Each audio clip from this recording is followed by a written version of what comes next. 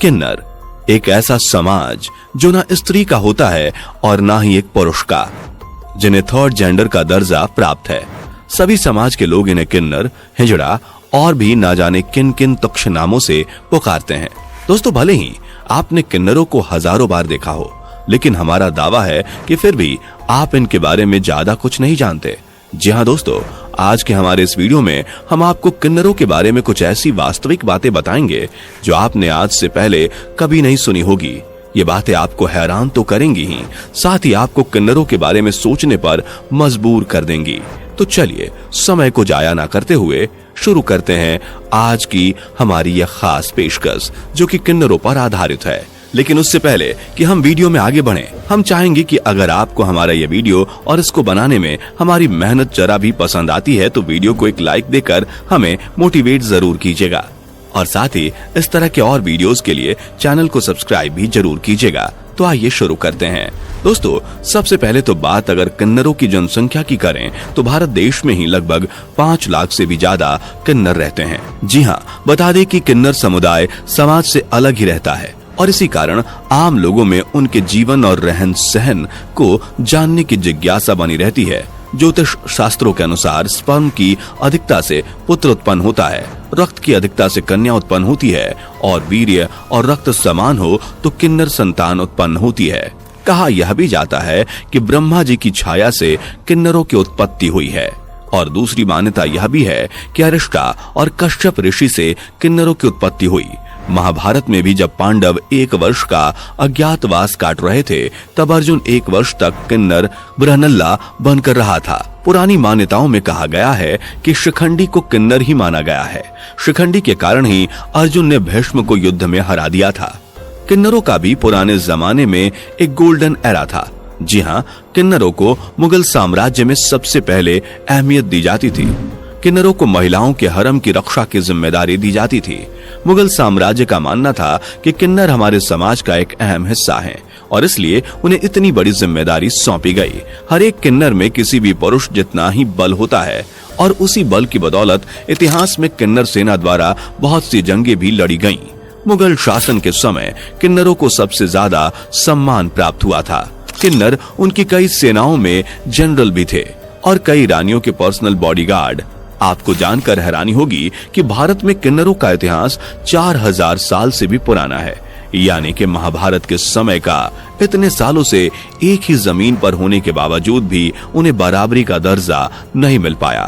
किन्नर भले ही हमारे बीच रहते हों, लेकिन फिर भी हम उनसे जुड़े हुए पहलुओं को कभी जान नहीं पाए जो सीधा उनकी जिंदगी से जुड़े हुए हैं। दोस्तों, आप जरा याद करने की कोशिश कीजिए कि क्या कभी आपने आम इंसान की तरह किन्नरों की शव यात्रा को देखा है? तो आपका जवाब होगा नहीं। आखिर ऐसा क्यों?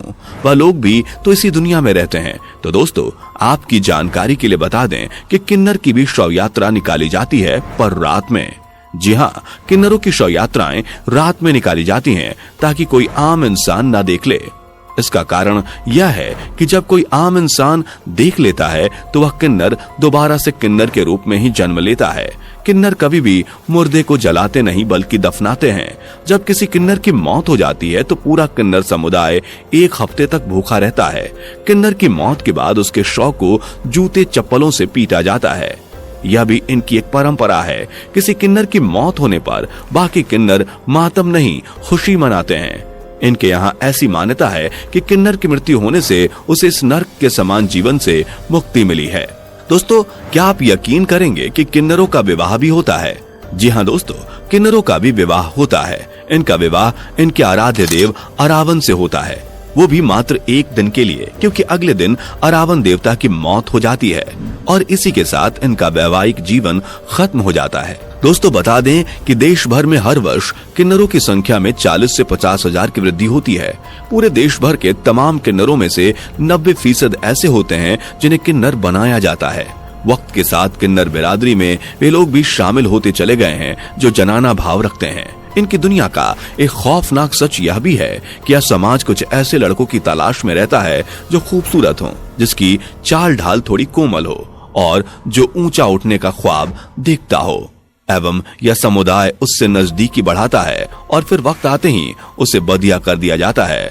वधिया मतलब उसके शरीर के हिस्से के उस अंग को काट देना जिसके बाद वह कभी लड़का नहीं रहता। बता दे कि जब भी किन्नरों के समूह में कोई नया किन्नर आता है तो उसका बहुत ही भव्य तरीके से स्वागत किया जाता है। उसके लिए नाच गाने के साथ साथ खास दावत का भी इंतजाम किया जाता है। दोस्तों, ऐसे तो किन्नर बहुत खुश दिखते हैं, लेकिन असल जिंदगी में अगर उनकी जिंदगी के बारे में जानने की कोशिश की जाए तो ये किन्नर बहुत दुखी होते हैं। ये लोग अपनी देवी बरूचा माता से माफी मांगते हैं और उनसे ये बोलते हैं कि अगले जन्म में उन्हें किन्नर कभी ना बनाएं। दोस्तों, हमारे समाज में इनके कई नाम होते हैं, किन्नर, हिजड़ा और ना जाने क्या क्या। आम आदमी इनके पैसे मांगने पर ज्यादा विरोध नहीं करता और चुपचाप निकाल कर दे देता है। ऐसा क्यों? बहुत से लोग ऐसा भी मानते हैं कि इनकी बद्दुआ नहीं लेनी चाहिए, पर क्यों नहीं लेनी चाहिए ये कोई नहीं बताता। सच्चाई तो यह है कि किसी को भी पता नहीं, तो बताएंगे कैसे। दरअसल किन्नरों की बद्दुआ इसलिए नहीं लेनी चाहिए क्योंकि ये बचपन से लेकर बड़े होने तक दुखी ही रहते हैं। ऐसे में दुखी दिल की दुआ और बद्दुआ लगना स्वाभाविक है। बता दें कि साल में एक बार किन्नर फेस्टिवल मनाया जाता है। यह फेस्टिवल मद्रास से 200 मील दूर कुआगम गांव में होता है, जहां सभी किन्नर जश्न मनाते हैं। गुरु शिष्य जैसी प्राचीन परंपरा किन्नर समुदाय में आज भी पहले जैसी बनी हुई है। किन्नर समुदाय के सदस्य स्वयं को मंगलमुखी कहते हैं क्योंकि ये केवल मांगलिक कार्यों में ही हिस्सा लेते हैं, मातम में नहीं। किन्नर ज्यादातर तभी दिखाई देते हैं जब घरों में कोई शुभ कार्य हो रहा हो, जैसे नई शादी होना या बच्चे का जन्म होना आदि। ऐसे मौके पर किन्नर घरों में आते हैं, आशीर्वाद देते हैं और साथ ही दक्षिणा के रूप में कुछ पैसे भी लेकर जाते हैं। ऐसी मान्यता है कि किन्नरों की दुआ में बड़ी ताकत होती है और किन्नरों को दान देना बड़े पुण्य का काम है। किन्नर की दुआएं किसी भी व्यक्ति के बुरे समय को दूर कर सकती हैं। माना जाता है कि इन्हें भगवान श्री राम से वनवास के बाद वरदान प्राप्त है। कहा जाता है कि अगर आप धन की कमी से जूझ रहे हो तो किन्नर से 1 रुपए का सिक्का लेकर अपने पर्स में रखें। अगर किन्नर आपको सिक्का दे देते हैं तो उसे हरे रंग के कपड़े में लपेटकर पर्स में रखें या तिजोरी में रख दें। ऐसा करने से कभी धन की कमी नहीं होती। 1871 से पहले तक भारत में किन्नरों को ट्रांसजेंडर का अधिकार मिला हुआ था, लेकिन 1871 में अंग्रेजों ने किन्नरों को क्रिमिनल ट्राइब्स मतलब जराइम पेशा जनजाति श्रेणी में डाल दिया। बाद में आजाद हिंदुस्तान का जब नया संविधान बना तो 1951 में किन्नरों को क्रिमिनल ट्राइब से निकाल दिया गया, मगर उन्हें उनका हक तब भी नहीं मिला। दोस्तों, यूं तो किन्नरों का इतिहास आज से करीब 4000 साल पुराना है, लेकिन किन्नरों को आज भी हमारे समाज में नीचा स्थान दिया गया है। वैसे तो किन्नर हिंदू धर्म निभाते हैं, लेकिन उनके गुरु हमेशा ही मुस्लिम धर्म के होते हैं। किन्नरों को हमारे समाज में एक अलग ही नजरिए से देखा जाता है। आज भी किन्नरों को हमारे समाज में वो जगह नहीं मिली जिसके वो हकदार हैं। दोस्तों, हमारे विचार में भले ही हमारा समाज किन्नरों को अलग समझता हो, लेकिन असल में इन्हें भी एक अच्छा स्थान मिलना चाहिए जहां इनका सम्मान हो, इनसे इंसानियत भरा व्यवहार किया जाए। बाकी आपकी क्या राय है, आप हमें कमेंट में बता सकते हैं। हमें आपके कमेंट्स का इंतजार रहेगा। दोस्तों, कैसा लगा आपको किन्नरों का यह अनोखा संसार? क्या आप भी किन्नरों की दुआ बद्दुआ में विश्वास रखते हैं? हमें जरूर बताएं। दोस्तों, उम्मीद करते हैं कि आपको ये वीडियो पसंद आई होगी। अगर हाँ, तो वीडियो को लाइक कर दीजिएगा। साथ ही इस तरह के इंटरेस्टिंग वीडियोस के लिए हमारे चैनल को सब्सक्राइब जरूर कर लें। दोस्तों, आज के लिए फिलहाल इतना ही। मिलते हैं नेक्स्ट टाइम नई वीडियो के साथ। धन्यवाद।